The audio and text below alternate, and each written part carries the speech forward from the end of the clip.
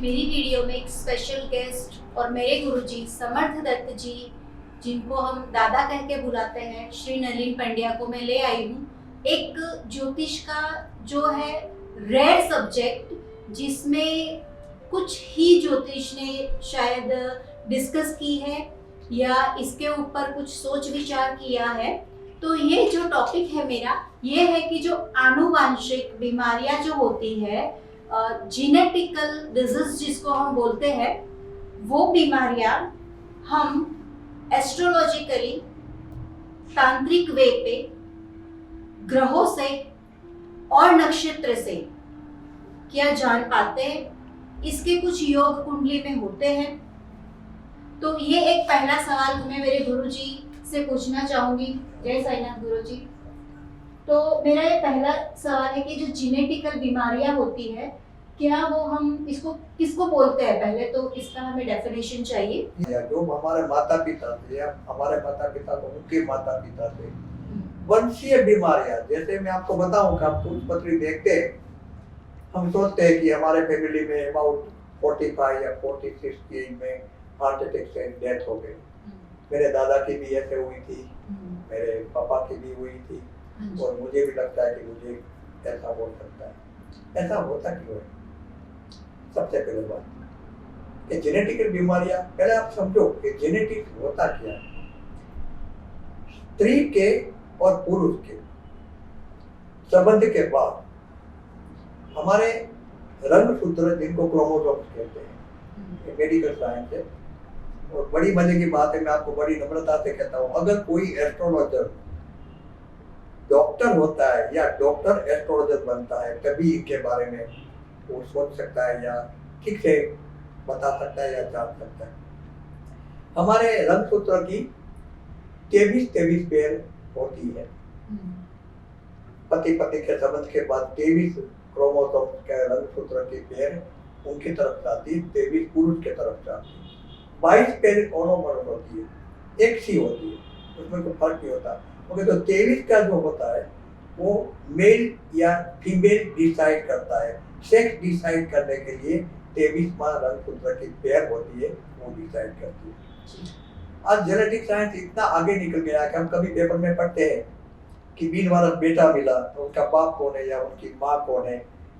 हमारे बहुत पॉलिटिशियन बड़े बड़े हो गए, उनका ये डिटेक्ट करने के बाद पता चला कि इनका रियल फादर यही है। ये जेनेटिक बीमारियां है।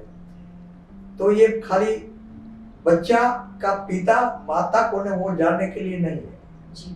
ये बीमारी के हिसाब से जब एस्ट्रोलॉजी की आप बात करेंगे, तो एस्ट्रोलॉजी में हमारे टीवी डॉक्टर बताते हैं कि डॉक्टर टेथोस्कोप से निदान करते हैं और हम होरोस्कोप से निदान करते हैं। होरोस्कोप इतना गहरा है कि टेथोस्कोप का आविष्कार शायद 200-250 साल पहले हुआ, और होरोस्कोप का निदान तो शायद 5000 साल से पहले से हम देखते हैं या सोचते हैं।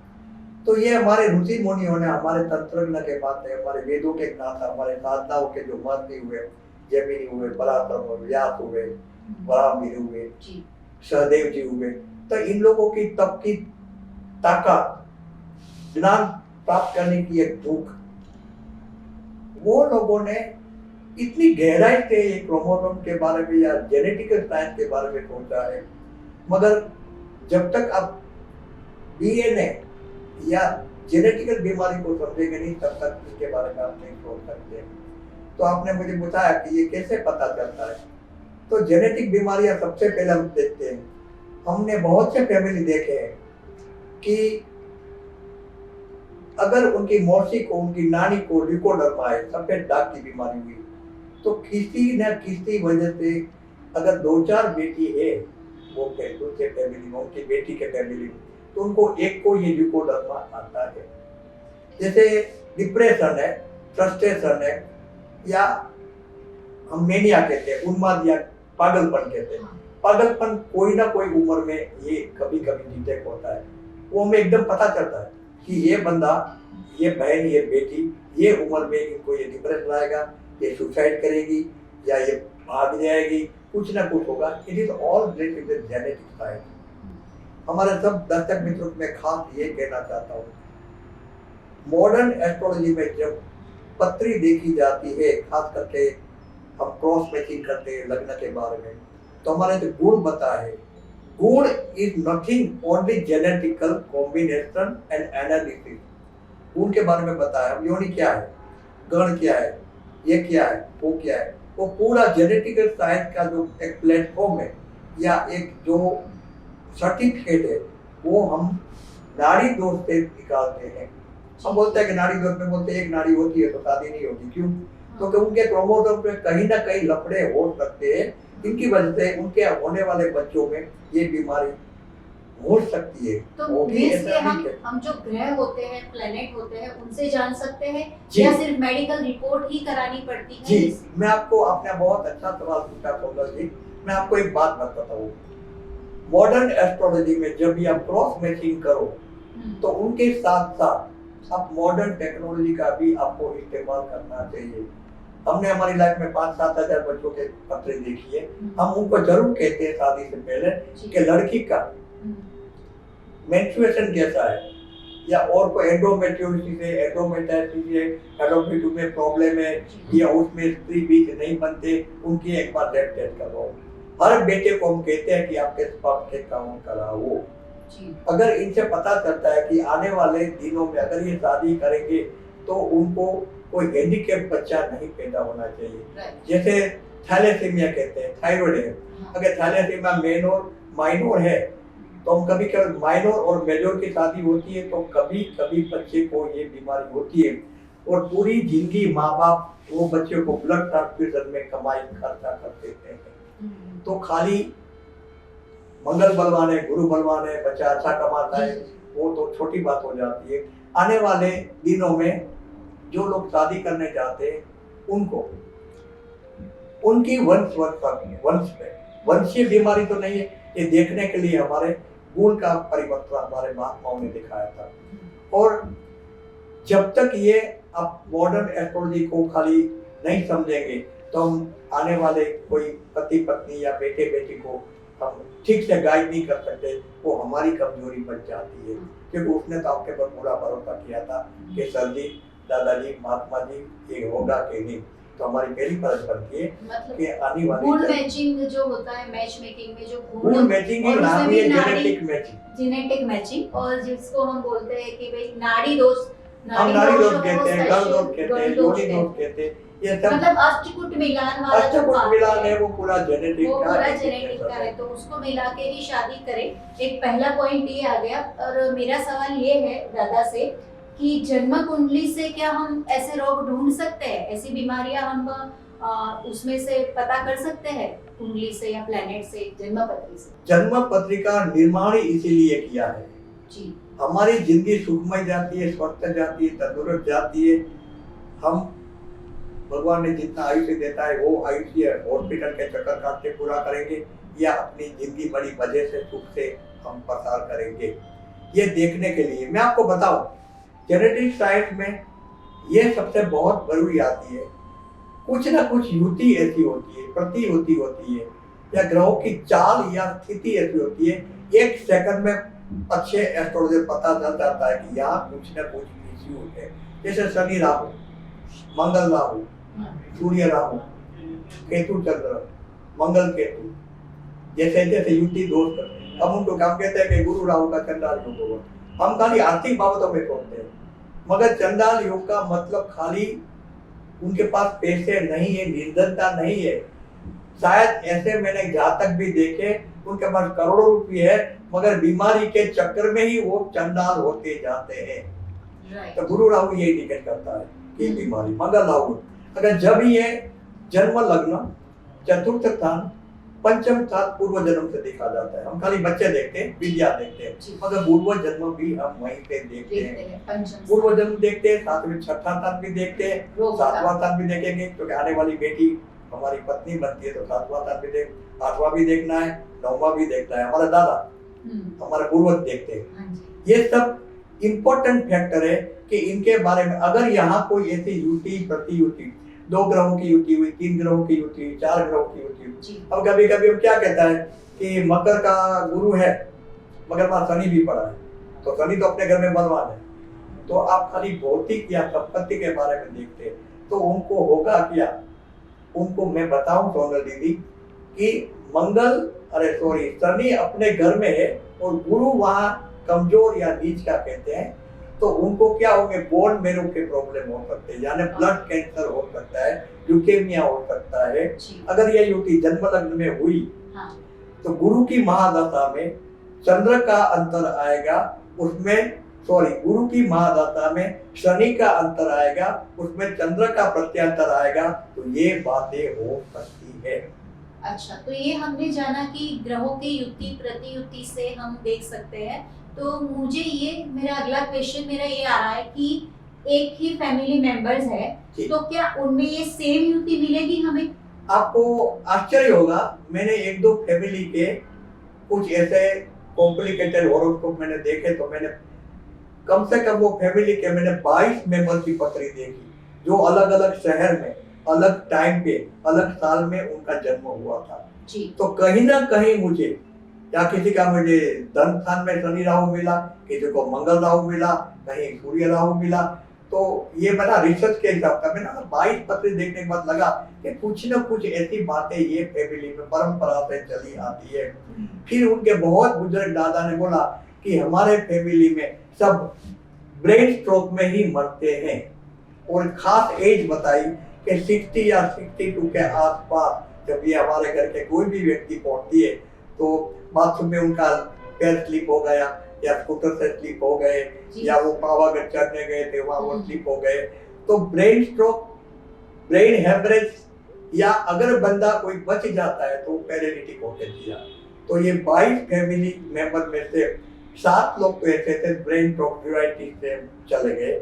ब्लड प्रेशर उनका वजह बनता है, लाइफ स्टाइल वजह बनती है, जीन्स जैसे आदतें होती है वो वजह होती है। वजह कुछ भी हो, ग्रह अपना काम, युति अपना काम, उनका वक्त आता है तो पक्का दिखाती है। हमें अभ्यास करना चाहिए।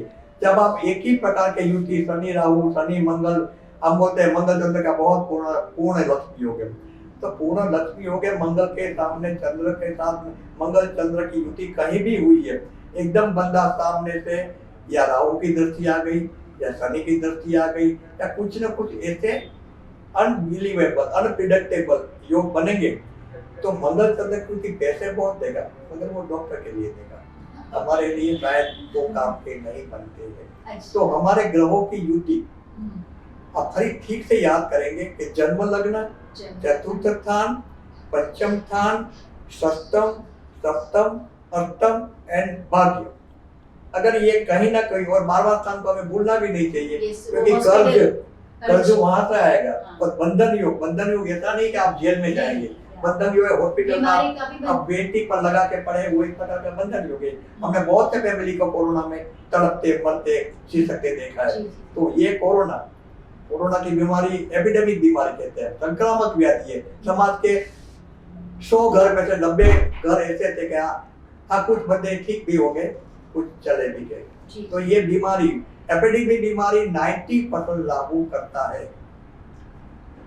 1918 में प्लेग आया, राहु की इफेक्ट। ओके, जब भी राहु संक्रामक होता है एनवायरनमेंट में, तो वो इंडिविजुअल एक व्यक्ति एक देश को पकड़ता नहीं है, इट इज ए ग्लोबल बीमारियां जैसे वो जो चलती है वो।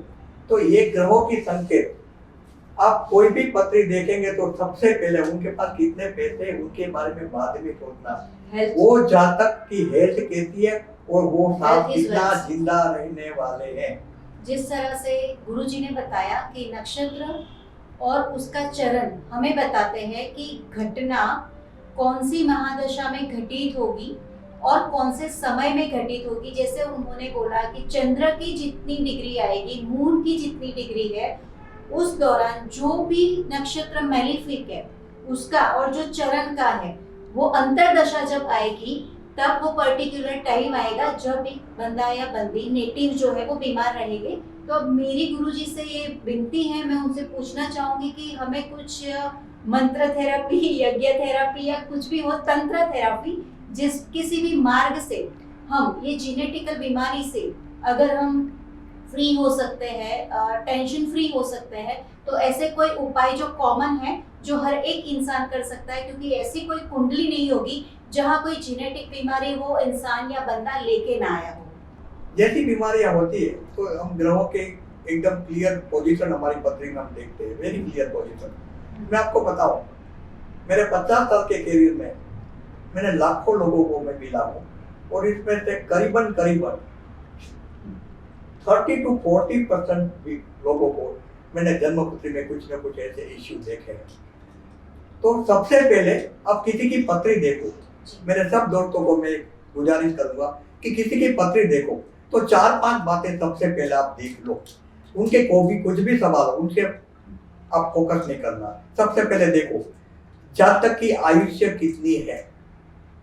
पहली बात, अगर वो बहुत धन संपत्ति के योग है, बहुत करोड़पति श्रीमंत घर का बेटा है, या कुछ भी है, बहुत एजुकेशन है, बहुत पढ़ा लिखा है, वो हमारे कोई मायना नहीं रखता। आने वाला जातक उनकी आयुष्य की गणना कितनी है, अल्पायुष्य, मध्यम आयुष्य, पूर्ण आयुष्य या परिपूर्ण आयुष्य। 7 साल की उम्र के बाद हम परिपूर्ण आयुष्य बोलते हैं। एक बात। दूसरी बात, उनको एडिक्शन व्यसन है कि नहीं, गांजा, चरस, भांग, दारू, LSD ऐसा जो भी हम आज के जमाने में बहुत से घर में हम देखते हैं कि ये बहुत ही बड़ी बीमारी है या बहुत बड़ा बर्निंग प्रॉब्लम है, अगर है कि नहीं। तीसरी बात ये देखो उनका चरित्र कैसा है, क्योंकि चरित्र के साथ आयुष्य की गणना भी आ जाएगी। और ऐसी पितृदोष जन्य बीमारी में मैं आपको बताऊं, हमने ऐसी पत्री देखी है कि कन्या के शुक्र के साथ राहु पड़ता है तो मैंने 100 में से 99 लोगों का चरित्र ठीक नहीं देखा है। चाहे कुछ भी हो, वो महात्मा है, संसारिक है, गृहस्थी है, मेरा उनसे कोई संबंध नहीं। कन्या का शुक्र नीच का हो जाता है। नीच का शुक्र नीच काम करवाता है, वो हम सोचते नहीं ऐसे। दूसरी बात ये देखो कि उनका एजुकेशन कितना है। अगर हमें किसी को परामर्श करना है, किसी को एडवाइस करना है, तो अनपढ़ लोगों की हमारी लाइन ऑफ थेरापी अलग हो जाएगी। आरस कहते हैं आजकल तो 11 प्रकार के पिज्जा, पानी पूरी, पकौड़े खाकर हम करते, वो 11 फल नहीं मिले। आयुष्य भी देखो, एजुकेशन भी देखो, स्वभाव प्रकृति भी देखो और फैमिली बैकग्राउंड में भी देखना है, क्योंकि पिताजी के कुंडली में भी शनि राहु, मंगल राहु, शुक्र राहु कहीं पड़े हुए थे। तो ऐसी बाबतों में मैं हर एक व्यक्ति को कहता हूँ अपनी पत्री के बारे में, अगर पितृदोष आता है, दोष के बहुत से प्रकार है, पितृदोष आता है तो पितृदोष के कितने प्रकार है आपको ताज्जुब भी होगी। मामा का दोष अलग होता है, माता का दोष अलग होता है, माते का दोष अलग होता है, भतीजा का दोष अलग होता है, भांजे का दोष अलग होता है, दादा का दोष अलग होता है, नाना का दोष अलग होता है। ये सब दोषों की विधान तो एक ही आती है। ये तो पूरी वीडियो बन जाएगी। ये विधान तो एक ही आती है, हमें पंचबली विधान करवाना है। पंचबली विधान में नाग बलि, काक बलि, प्रेत बलि, भूत बलि और नारायण बलि। ये विधान नर्मदा के घाट पर होता है, हमारा आंध्र में भी होता है, सोमनाथ के घाट पर भी होता है, प्रभात पर होता है, गया में भी होता है, इलाहाबाद भी होता है, हरिद्वार ऋषिकेश में भी होता है। जहाँ आप रहते हैं, जहाँ अच्छे पंडित, विश्वसनीय पंडित मिले, वहाँ सबसे पहले विधान करता है। दूसरी बात, अगर जो भी दो जेनेटिकल बीमारी में करीबन राहु केतु ये बहुत बड़ा रोल है उनका, तो उनकी मैक्सिमम अगर शिव की उपासना करेंगे आप तो ये दोष को आप निर्मूल कर सकते हैं।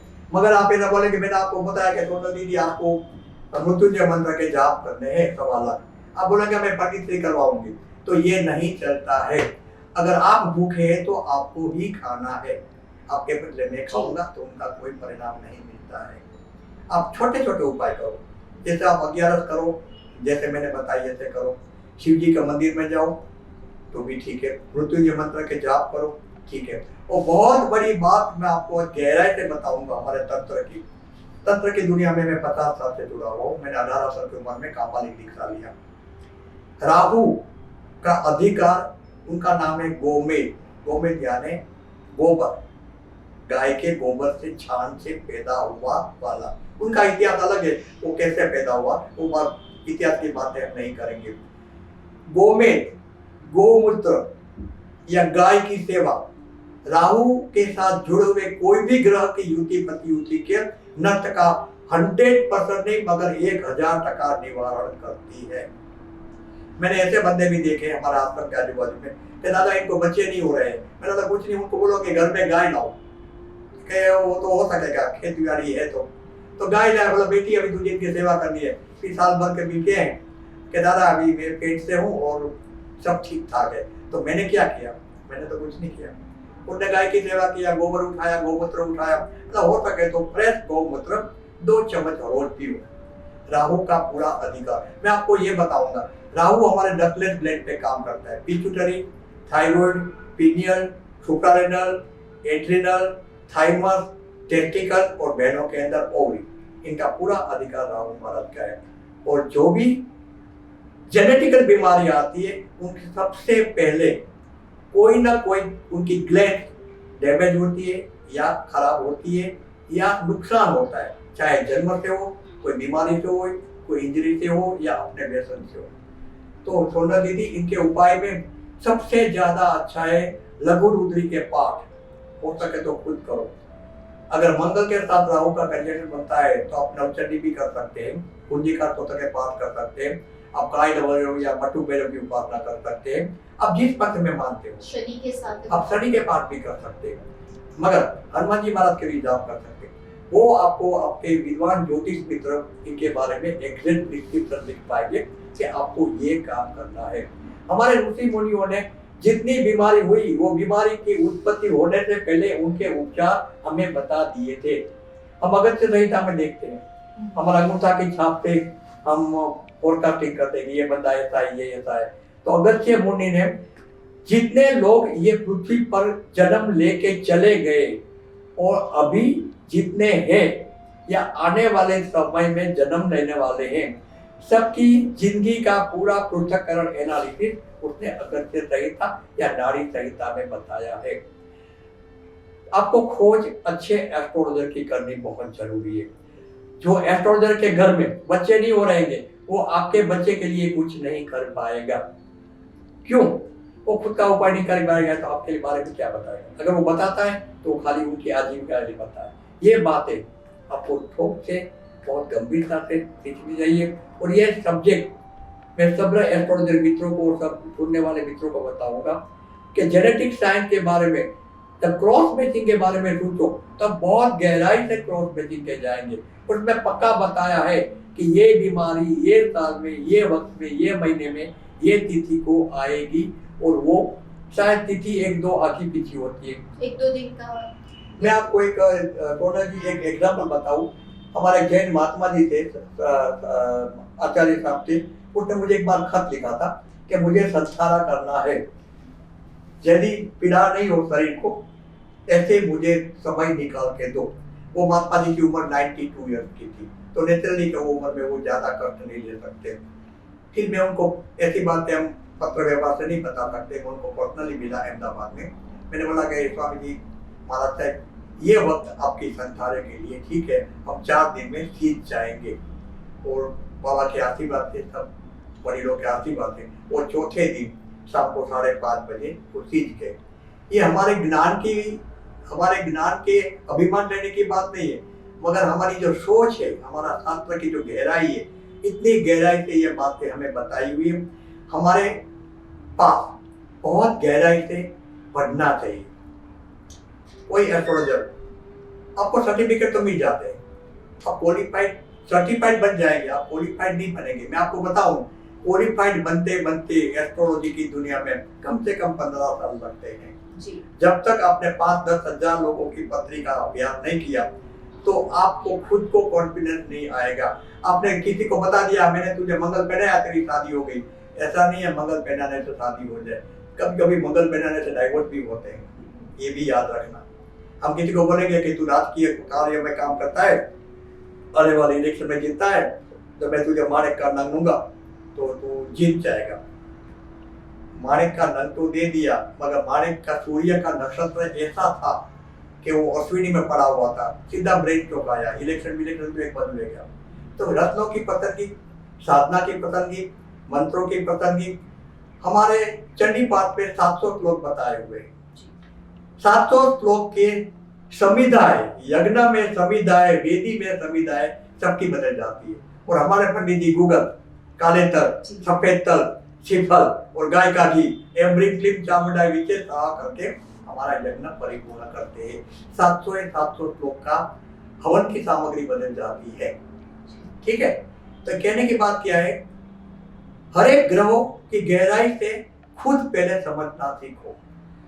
जब तक आप ग्रह को नहीं समझेंगे तो ग्रहों आपको समझने के लिए तैयार नहीं होंगे। मतलब एस्ट्रोलॉजी का डीएनए समझना चाहिए सबसे पहले। हमारे पास आने वाला जातक अपना माथा, अपनी जिंदगी खुली किताब करके बैठ जाता है कि मैं ऐसा हूँ, ऐसा हूँ, ऐसा हूँ, मैंने गबन किया, पैसे खा गया, अभी जाल केस चलता है, अभी मैं दादा कब छूटूंगा।